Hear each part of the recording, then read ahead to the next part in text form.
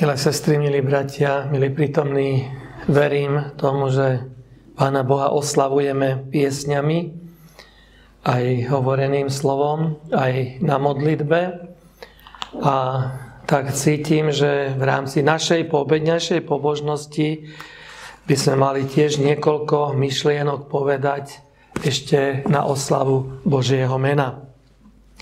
Minulý týždeň, keď sme po obede tu spolu oslavovali Pána Boha aj hovoreným slovom, tak som spomínal, že práve v týchto dňoch podľa lunárneho kalendáru, podľa židovského kalendáru prebiehajú sviatky, tzv. Sviatky stánov. Neviem, či sa ešte pamätáte na to, vy, ktorí ste tu boli, a vtedy v rámci, to bol prvý deň, Sviatok stánov trvá 8 dní a dnes je posledný deň Sviatku stánkov a viete to, že Pán Ježiš tiež išiel, Jánovo evanjelium zaznamenáva, 7. kapitola, že na Sviatok stánov prišiel posledný deň do zhromaždenia a vstal a hlasne niečo povedal. Viete, čo kázal Pán Ježiš posledný deň na Sviatok stánov? Ján 7. kapitola zaznamenáva, kto žízni, nech príde ku mne. Stal a nahlas začal o tom rozprávať. Teda prísť k Pánu Ježišovi by sme mali aj my, aj dnešný tzv. Posledný deň sviatočný. Minulý týždeň ako prvý stánkový deň sme spomínali na minulosť, na vyslobodenie z Egypta. Spomínali sme na to, ako Pán Boh cez púšť viedol národ izraelský. Spomínali sme na tie zázraky a divy, ktoré Pán Boh na púšti robil, a bolo ich veľa. Prechod cez Červené more a manna padala. A keď už nechceli byť vegetariánmi, tak Pán Boh im poslal prepelice. A boli aj ďalšie, také keď nemali vodu, tak Pán Boh, keď prišli hadi, poštípali ich. To sú zázraky, akým spôsobom Pán Boh ich viedol cez púšť, obláčik nad nimi bol cez deň a v noci, aby nezamrzli. Ďalší ohnivý stĺp ich zohrieval. To sú zázraky, zázraky a zázraky. A samozrejme, že sme čerpali ponaučenie pre nás do života, že aj v našich životoch sú také zázraky, ktoré Pán Boh robí, a keď je sviatočný deň, tak môžeme sa zastaviť a pospomínať na zázraky z minulosti. Ešte jednou vetou by som chcel, alebo jednou myšlienkou doplniť to, čo sme minule zabudli povedať. Minulý týždeň som zabudol povedať, a potom po skončení ma to veľmi mrzelo, že Sviatok stánov je zároveň aj sviatkom vianočným. Je to sviatok narodenia Pána Ježiša. A my sme o tom, akože minulý týždeň nerozprávali, ani teraz o tom nechcem veľa rozprávať, len v úvode mi dovolte ešte doplniť tú myšlienku. My vieme, že Jánovo evanjelium 1. kapitola 14. verš hovorí, že to slovo sa stalo telom a stánilo medzi nami.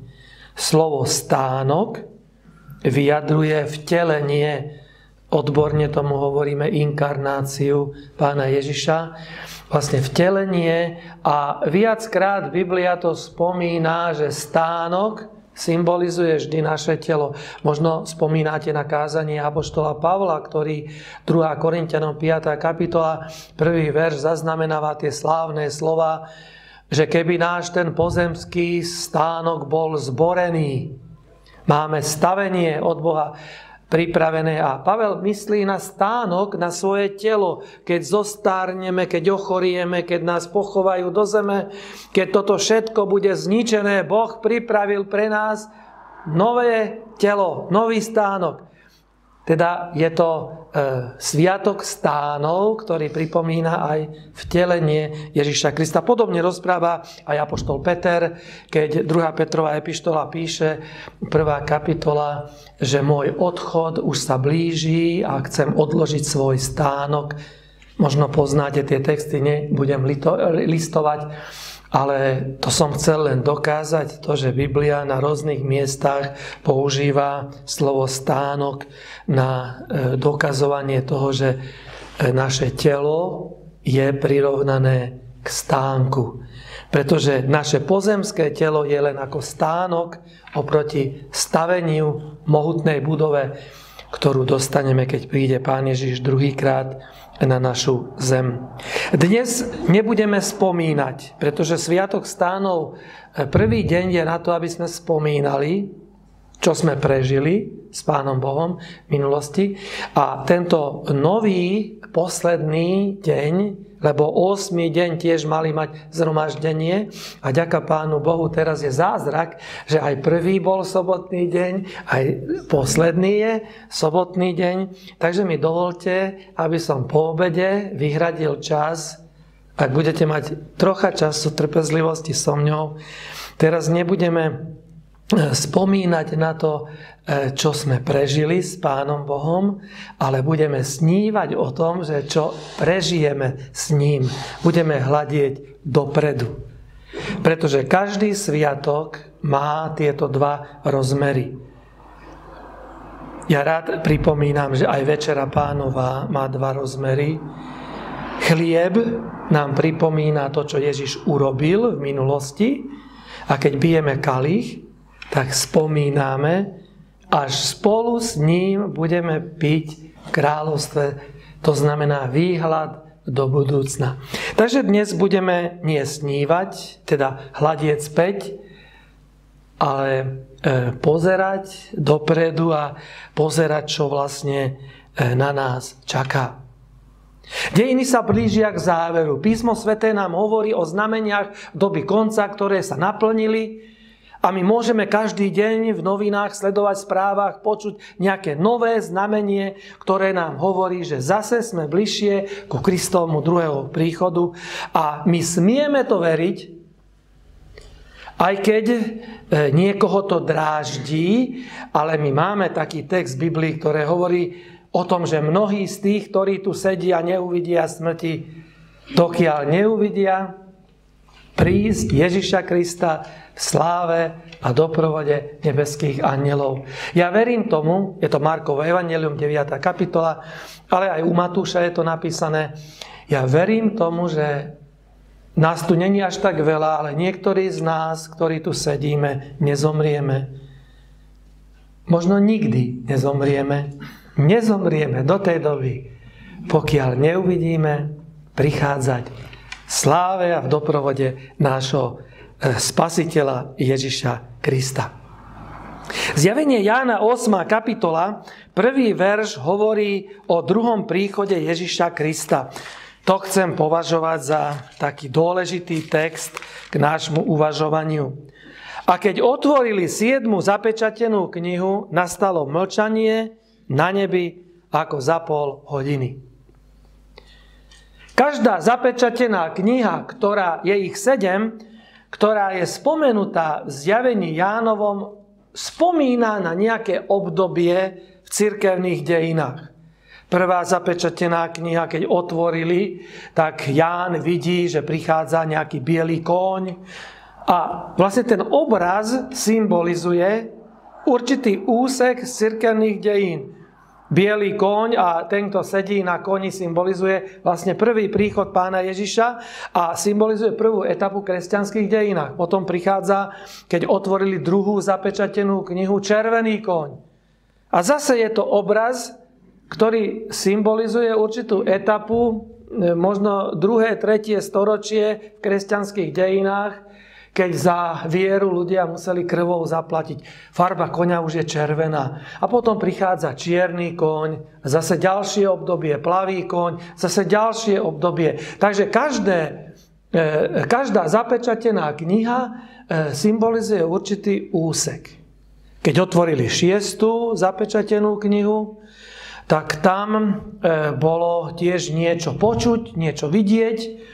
To sú tie posledné udalosti, ktoré pred Kristovým druhým príchodom sa odohrajú, vážne znamenia, ale to všetko nás teraz nebude zaujímať, lebo my sme už na konci a nás zaujíma posledná zapečatená kniha. Keď otvorili poslednú, tak to je o druhom príchode Ježiša Krista. Jedna veta. Keď otvorili 7. zapečatenú knihu, nastalo mlčanie na nebi ako za pol hodiny. Keby som vám položil otázku, že prečo nastalo v nebi mlčanie, tak asi 99% z vás by ste vedeli povedať, že preto nastalo v nebi mlčanie na pol hodiny, lebo s Ježišom Kristom odišli nebeské zástupy anjelov a nemá kto v nebi volať svätý, svätý, svätý, pretože dnes ešte prebieha uctievanie Pána Ježiša, hoden je baránok vziať česť i slávu, Otec nebeský je uctievaný, ale keď Ježiš Kristus odídu anjeli, s ním v doprovode svojich anjelov príde na zem, nastalo mlčanie, tomu rozumieme. Ale čo si myslíte, prečo je tam uvedená doba, že na pol hodiny nastane mlčanie a nemuseli to tam napísať, že ako dlho to bude trvať to mlčanie v nebi. Prečo je tam uvedené, že nastalo mlčanie na pol hodiny? To bude vlastne taká, nechcem povedať prvá hlavná myšlienka, ale myšlienka, nad ktorou sa chcem zastaviť na chvíľku a premýšľať nad tým, že prečo Pán Boh chcel, aby sme vedeli, že druhý príchod Ježiša Krista bude trvať pol hodiny prorockého času. Prečo je to také dôležité, aby sme to vedeli? Niekto povie, nás to nezaujíma, ako dlho bude trvať, či to bude týždeň trvať, alebo mesiac, alebo rok, je to úplne jedno. Nás to nezaujíma, ale Pána Boha to zaujíma. A to, čo je napísané v Biblii, to nás tiež zaujíma. Pán Boh nás nechce len pobaviť, ale Pán Boh nás chce informovať, aby sme boli vzdelaní. Ja vás nebudem veľmi trápiť. Možno tiež viete, že v prepočte ten prorocký čas je 7 dní. To znamená, že Kristov druhý príchod podľa nášho počítania bude trvať 7. Pol hodina je prorocký čas. Keď to prerátame na náš kalendár, tak je to 7 doslovných našich dní. Druhý Kristov príchod. Nastane mlčanie na nebi, bude trvať 7 dní. Je to prvá taká časová informácia, ktorá sa objavuje v Biblii a ktorá nás informuje o tom, že na čo sa máme tešiť. Mimochodom aj sestra Vajtová potvrdzuje tento časový údaj. Sestra Vajtová píše v ranných spisoch, možno, že ste to čítali, keď boli sme nesení z húru 7 dní. Ona sama to píše v tých svedectvách, takže potvrdzuje ten časový údaj, že druhý Kristov príchod a všetko okolo toho, vzkriesenie mŕtvych, premena živých, vychvátenie, vražda bezbožných, horia skaly, padnite na nás, uviazanie satana na 1000 rokov. Všetko sa odohrá za 1 týždeň. Je to veľmi dôležitá informácia, pretože Pán Boh to nechal napísať do písma svätého. My nemôžeme povedať, že mňa nezaujíma to, čo Pán Boh nechal napísať, ale ja skôr chcem položiť otázku, že prečo je dôležitá informácia, táto dôležitá informácia napísaná v Biblii. Skôr než odpoviem na tú otázku, mi dovolte povedať, že Pán Boh, keď robí niečo, tak vždy pracuje podľa určitého harmonogramu a určitého presného plánu. Pán Boh nikdy nerobí ľudovo povedané veci od buka do buka, ale Pán Boh má presný kalendár udalostí, a Pán Boh vždy presne vie, odkedy, dokedy to bude trvať. V rýchlom slede vám chcem pripomenúť, že keď mala prísť potopa, Pán Boh presne vedel, že Noach 120 rokov bude zvestovať správu o potope a potom, keď Noachovi povedal, keď bol hotový koráb, vojdi do korábu, mu povedal, že vojdeš do korábu a 7 dní sa nič nebude diať. A potom po 7 dňoch začne pršať a 40 dní bude pršať. Znovu je tu otázka, že prečo Pán Boh povedal Noachovi, že 7 dní nebude pršať a 40 dní bude pršať. To je časový údaj. Prečo nenechal Pán Boh Noacha v nevedomosti? Vojde do korábu a potom uvidíš, čo sa bude diať. Ty len ver. Nie, Pán Boh informuje. Pán Boh hovorí, 7 dní nebude pršať. A ľudia 7 dní, ktorí boli vonku a videli Noacha v korábe, robili z toho posmech. Viete si predstaviť, ako tam kričali okolo korábu, aké divadlo tam robili, aké diskotéky. Vysmievali sa Noachovi, že vošiel do korábu, lebo 7 dní nepršalo, nič sa nedialo. Nič sa nedeje. To je falošný prorok. On nám povedal niečo a nič sa nedeje. Ale potom, keď začalo pršať, už ich potom ten úsmev a tie posmešné slová prešli a 40 dní pršalo a Noach vedel, že 40 dní bude pršať. Lebo Boží služobníci poznajú čas, akým Pán Boh pracuje. Ďalší príklad, keď Jozef povedal egyptskému faraónovi, že 7 rokov bude bohatá úroda a 7 rokov biedná. Prečo Pán Boh povedal presne, že 7 rokov to tak bude a po 7 rokoch bude 7 biedných rokov? Pretože Pán Boh mohol povedať, že istý čas, alebo niekoľko rokov bude tak a niekoľko rokov tak. Ale nie, Pán Boh takto nerobí. Pán Boh, keď predpovedá budúcnosť, tak Pán Boh povie, 7 rokov bude bohatá úroda a 7 rokov bude bieda. Keď Nabuchodonozor nebol poslušný, keď bol namyslený a pyšný a vyťahoval sa, že ja som ten, ktorý vystavil som toto mesto, tak Pán Boh mu povedal niečo. Pán Boh ukázal mu sen a videl, že 7 rokov bude vyrúbaný ten strom a Daniel mu hovorí, Pán Boh ti odkázal, že 7 rokov budeš medzi zvieratami a potom, keď sa spamätáš, tak potom sa môžeš vrátiť medzi živých. Prečo Pán Boh mu povedal časový údaj, že ako dlho to bude trvať? Pretože Pán Boh časovými údajmi narába. Keď národ izraelský mal ísť do babylonského zajatia, cez proroka Jeremiáša Pán Boh im povedal, ako dlho budú v babylonskom zajatí. Povedal 70 rokov. Prečo? Pretože Pán Boh pracuje s časovými údajmi, len my niekedy máme strach z časových údajov, ale Pán Boh pracuje s časovými údajmi. A prorok Daniel, keď videl, že vlastne sa to deje a prešlo tých 70 rokov, tak sa začal modliť, lebo vedel, že proroctvo je za nami. To, čo Pán Boh povedal, to sa splnilo. Keď Abraham a jeho deti mali byť odvedení do Egypta, odrobili tam 400 rokov. Pán Boh im povedal dopredu, že vaše deti, tvoje deti tam budú 400 rokov. A 2. Mojžišová kniha hovorí, že keď odišli, tak to bol ktorý deň, keď odchádzali z Egypta? Presne vtedy, keď sa doplnilo to časové obdobie 430 rokov, keď odišli. Tak, ako to proroctvo hovorilo. Pán Boh pracuje s časovými údajmi. Pán Boh povedal 1290 dní, 1260 dní. Pán Boh povedal 2300 večerov a rán. Vždy časové údaje a Pán Boh zaujímavé je, že pracuje s časovými údajmi. Teraz sme narazili na časový údaj pol hodiny. Tak hovorí Písmo sväté, že Kristov druhý príchod bude trvať 7 dní. Otázka je, čo si myslíte, prečo? Prečo Pán Boh to nechal napísať do Biblie? Aká je príčina toho, že my vieme, že Kristov druhý príchod?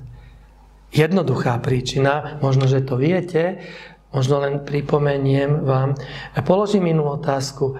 Ako dlho trvalo stvorenie? Tiež, no a 7. deň bol na čo? 7. deň bol na ukončenie stvoriteľského diela. Požehnal a 7 dní bolo na začiatku a 7 dní bude na konci. Tak ako bolo, tak bude. Tak ako na začiatku, tak bude aj na konci. Je to Boží spôsob jednania. Pán Boh nám presne oznámil, mnohokrát veriaci ľudia nevedia, ako dlho trvalo stvorenie. Ešte aj kresťania hovoria o 1000 rokoch. Nevedia, že v Biblii je napísané, že 6 dní stvoril Pán Boh nebesia aj zem a všetko, čo je v nich. A Pán Boh nám dal dôkaz, že aj koniec bude trvať 7 dní. Tak ako na začiatku, tak bude na konci. V tej chvíli, keď Pán Ježiš opustí nebesia, anjeli prestanú spievať chvála, chvála, svätý, svätý. A všetci tí, ktorí zostanú v nebi a celý vesmír, obývaný vesmír je obrovský. Celý vesmír sústredí svoju pozornosť na zem, na našu zem. Čo sa bude, pretože na zemi sa budú diať veľmi vážne veci. My vieme, že pri druhom príchode Ježiša Krista zatrúbi anjela, hroby sa budú otvárať. Myslíte si, že to je maličkosť? Hroby sa budú otvárať, to bude hotový zázrak.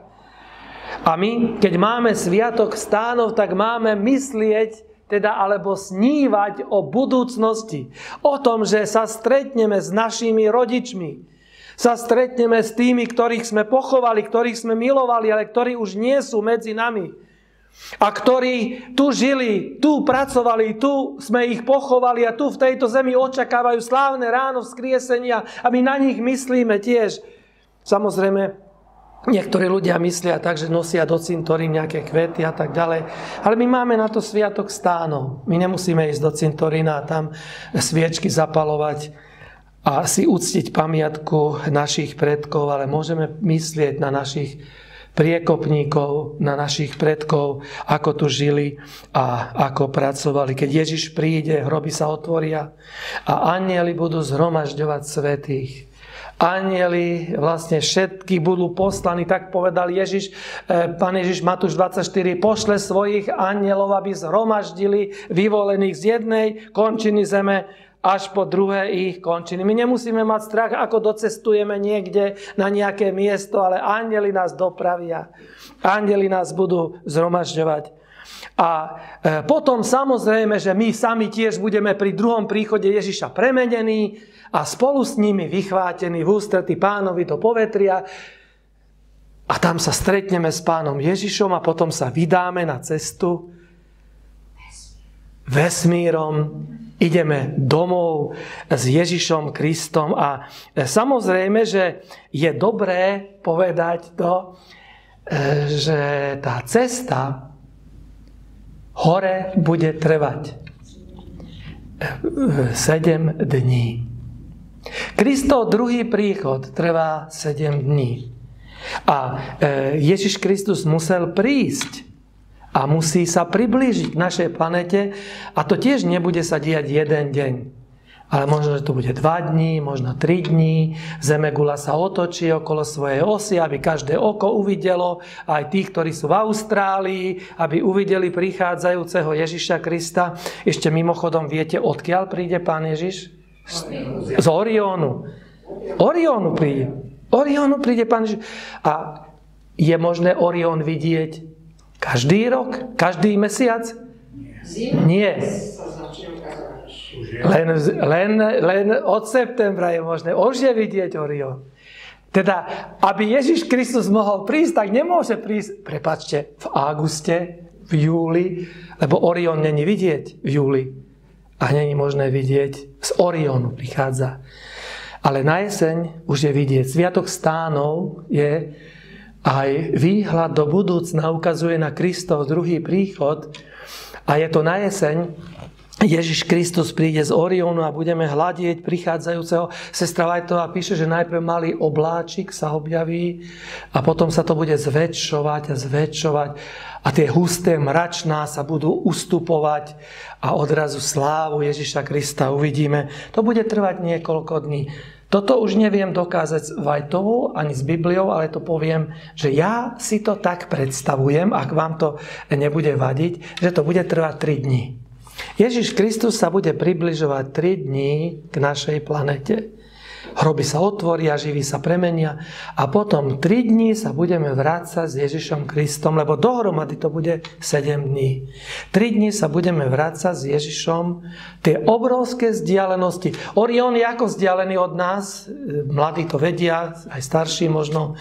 Orion je blízko, je nedaleko od nás, je to len na 1500 svetelných rokov od našej slnečnej sústavy. To znamená, svetlo tam letí 1500 rokov. To je blízko, lebo vo vesmíre sú vzdialenosti, ktoré sú na milióny, na miliardy svetelných rokov. Takže 1500 svetelných rokov je maličkosť. Ježiš Kristus preletí za 3 dní túto vzdialenosť a my naspäť spolu s ním tiež pôjdeme 3 dní hore.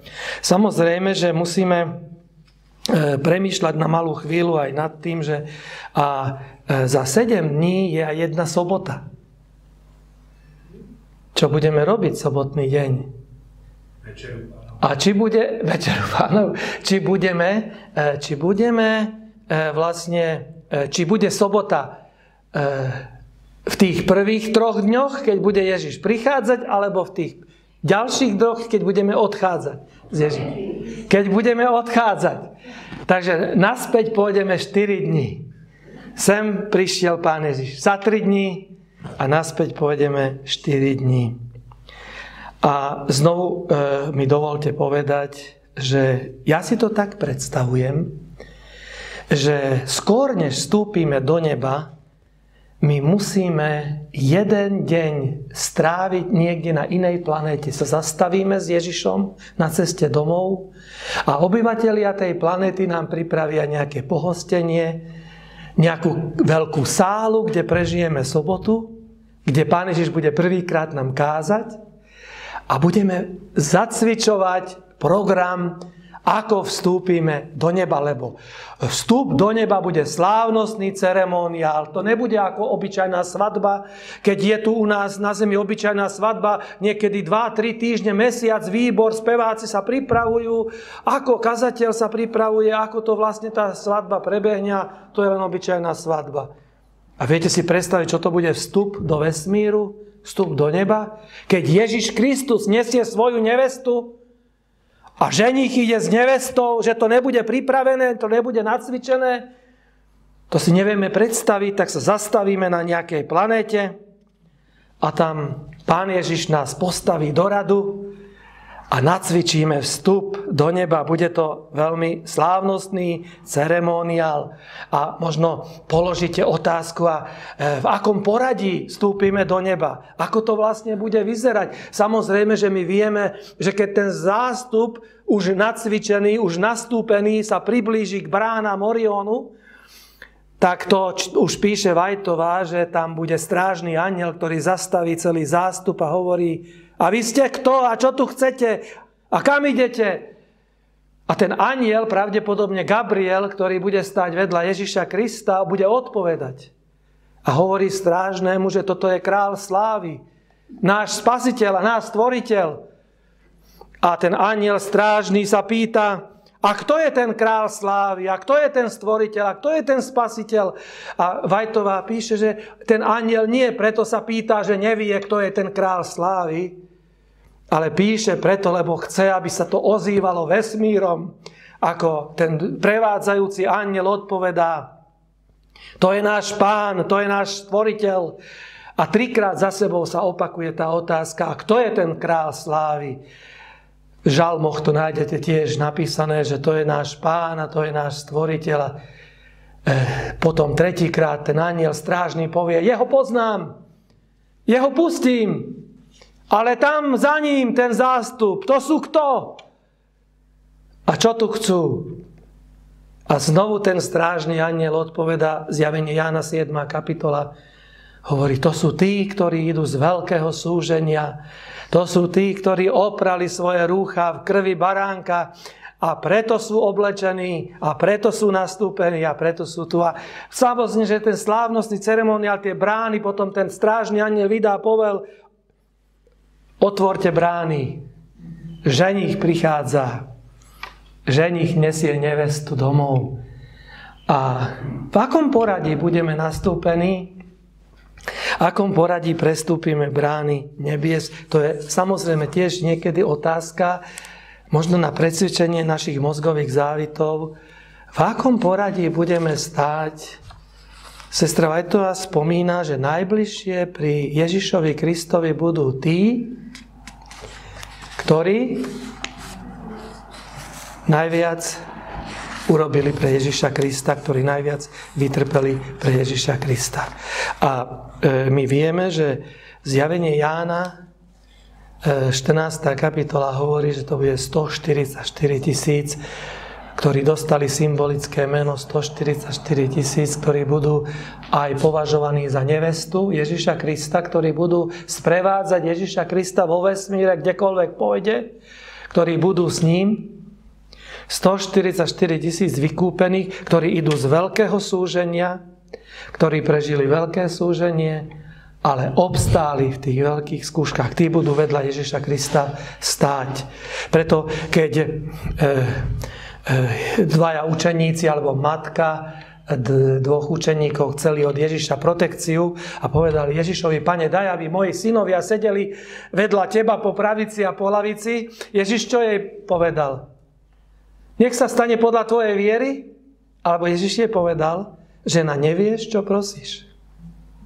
Nevieš, čo prosíš. To nie je v mojej moci, aby som ja určoval, že kto bude po pravici. To môj otec určil. A on určí, že kto tam bude. Najbližšie k Ježišovi Kristovi bude vlastne 144 000. A možno poviete, a kto bude za tým? Kto za to skupinou vlastne bude stáť? Nechcem, aby ste nejako tvrdili, že tu fantazírujem alebo vymýšľam nejaké veci, ktoré nie je možné doložiť nejakými zjaveniami písma svätého a ducha prorockého. Ale sestra Whiteová, keď bola v nebi, videla tam ľudí, zvláštne oblečených a označených. Možno spomínate na to videnie, keď červené pásiky mali ľudia na rukách a na nohách a ona nevedela, prečo sú takto niektorí mali a niektorí nemali. A potom sa pýtala toho anjela, že prečo sú niektorí takto označení a prečo iní inak. A anjel odpovedal, že tí, ktorí majú tie červené pásiky, to sú tí, ktorí mučedníckou smrťou zomreli za Ježiša Krista. A tí, ktorí nemajú, oni toto nezažili. To bude zvláštna skupina, ktorá nastúpi a ktorý bude medzi tými skoro prvými, ktorí prestúpia brány nebies, ktorí zomreli, vytrpeli a zomreli mučedníckou smrťou pre Ježiša Krista.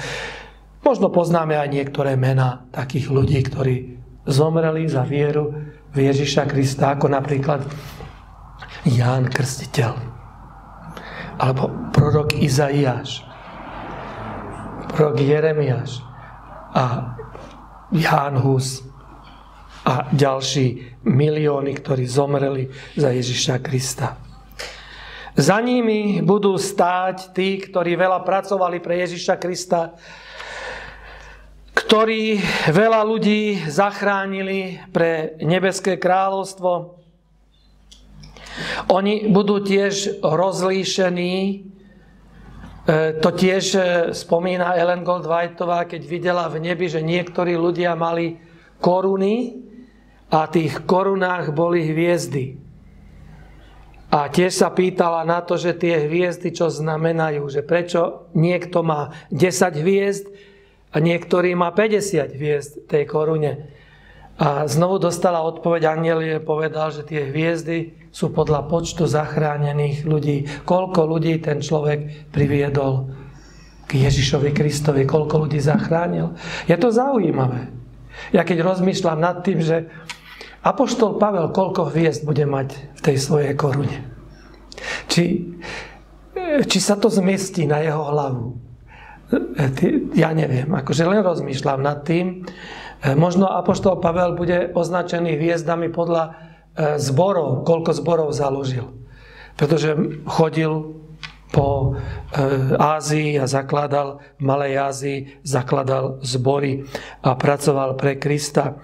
Ale za tými ľuďmi pôjdu tí, ktorí nebudú mať žiadne hviezdy v korunách, ale ktorí predsa sa dostali do neba, pretože prijali krv Ježiša Krista, ale nikoho nezachránili. Ale budú mať čisté biele rúcho, pretože si oprali svoje rúcha krvi baránkovej. A za nimi ešte bude posledná skupina ľudí, ktorí v poslednej chvíli svojho života uverili Pána Ježiša, ktorí žili zlý život, pretože aj takých je dosť veľa. My poznáme nielen Lotra na kríži, ktorý v poslednej minúte uveril. Myslíte si, že Lotor bude tej istej skupine ako apoštol Pavel? Že bolo by to logické? Lotor bude zachránený, alebo Manases, izraelský král Manases. My vieme, že 55 rokov robil zlé, mučil, vraždil ľudí, ale nakoniec v poslednej, nie minúte, ale v posledných dňoch svojho života činil pokánie a možno bude zachránený. My neposílame nikoho do neba, ale keď tam bude, tak bude medzi tými, ktorí úplne na konci prejdú brány nebeského kráľovstva. A samozrejme Nabuchodonozor. Bude spasený Nabuchodonozor podľa vás, alebo nebude spasený? Nabuchodonozor bojoval proti Izraelitom, robil veľa zla, ale 4. kapitola hovorí, že keď sa vrátil z toho vyhnanstva, keď bol medzi zvieratami, činil pokánie, pokoril sa pred Bohom a dokončil svoju vládu ako veriaci muž. A mňa by to neprekvapilo, aj keď nechcem posílať Nabuchodonozora do neba, keby som ho v nebi stretol, keby tam medzi spasenými bol. A veľa takých ľudí existuje, ktorí na smrteľnej posteli činili pokánie, sa obrátili a Pán Ježiš im odpustil. Teraz je tu otázka, bratia i sestry, keď je tu teraz sviatok stánov, keď môžeme snívať a môžeme pozerať dopredu, v ktorej skupine chcete byť vy? Do ktorej skupiny by ste sa chceli zaradiť? Do 144 000, ktorí budú stáť s Ježišom Kristom, máme šancu, pretože z ktorých ľudí budú 144 000 vybraní? No z nás, ktorí prežijú posledné súženie, ktoré je pred nami. To budú tí, ktorí prišli z veľkého súženia. A veľké súženie je pred nami. O tom hovoríme. Takže kde chceme byť? Medzi 144 000? Alebo medzi tými, ktorí veľa pracovali pre Krista, získali veľa ľudí pre Krista? Alebo chceme byť medzi tými prorokmi, ako bol Eliáš, alebo Mojžiš, alebo ďalší, Noach? Alebo chceme byť medzi tými Lotrami, ktorí sa zachránili v poslednej minúte. Čítal som príbeh jedného človeka, veriaceho človeka, nechcem povedať brata, ktorý raz v noci mal sen. A vo sne videl tento vstupný ceremoniál do neba. A on videl to, čo som vám rozprával, že tam budú, na čele bude stáť Ježiš Kristus, anjeli a za nimi bude 144 000 a vždy, keď tá skupina prechádza cez bránami neba, tak anjeli budú spievať chválospevy. Anjeli budú vítať. To bude vstupný ceremoniál, celé nebesia sa budú ozývať. A ja to dodávam, možno tam budú aj kameramani, ktorí budú to kamerovať a vysielať do celého vesmíru. Až po koniec vesmíru. Všade to budú vidieť, ako postupne spasený zástup príde domov. A ten brat, ktorý hovorí, videl sen a tak mal túžbu aj on, ale on bol len pozorovateľ. Aj on sa chcel dostať do neba, ale vedel, že medzi 144 000 on nemôže predsa ísť. Ale potom, keď prišli hrdinovia viery, tak už vedel, že ani tam nemôžem ísť, lebo ja nie som hrdina viery a ja som nezomrel za Ježiša Krista. Tak potom prišli ďalší, ktorí misijne pracovali, hovorí, ja som ani misijne nepracoval, tak ako ja môžem sa postaviť. No ale nakoniec, potom keď prišli Lotri, Lotor stál na čele tej poslednej skupiny a tá posledná skupina, keď prišla, tak ten brat hovorí, no tak som bol teraz Presvedčený, že to je moje miesto. Ja sa tam tiež zaradím a spolu s nimi pôjdem aj ja do neba. No a keď sa chcel zaradiť medzi tých, tak tedy sa zobudil. Takže už ďalej nevie, či sa dostal do neba, alebo nie. Tak bol rozrušený. Ale ja chcem celkom oprávnene položiť túto otázku. V ktorej skupine chcete byť vy? Keď budeme vstupovať do toho Božieho mesta, do nášho nového domova, do nebeského kráľovstva. Možno na tej planete neznámej, kde budeme sobotu svetiť, preto, aby nemohol nikdy nikto vstúpiť do neba, ktorý aspoň jednu sobotu nezasvetil. Tak tam zasvetíme predtým, než vstúpime do neba.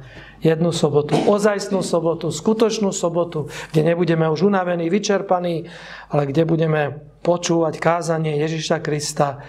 A tam sa rozhodne, Boh sa rozhodne o tom, že kde nás zaradí. Ale Boh vždy je zvedavý na túžbu nášho srdca. My musíme mať túžbu.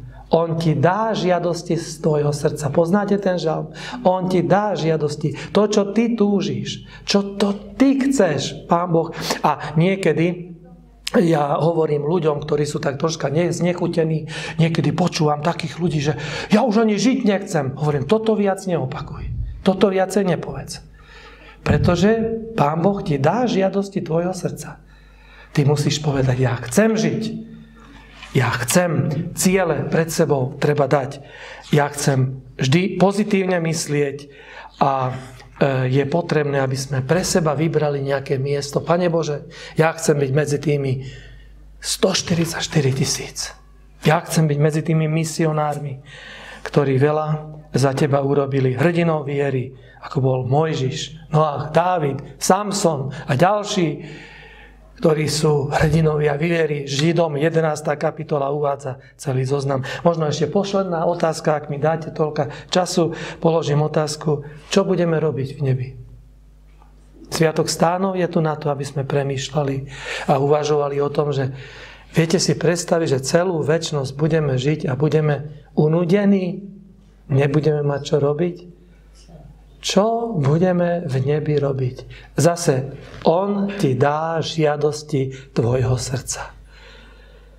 Ja už teraz nechcem, aj keď tu mám napísané, že čo budeme robiť, nechcem to prečítať a nechcem o tom hovoriť, ale nechám to na vašu túžbu.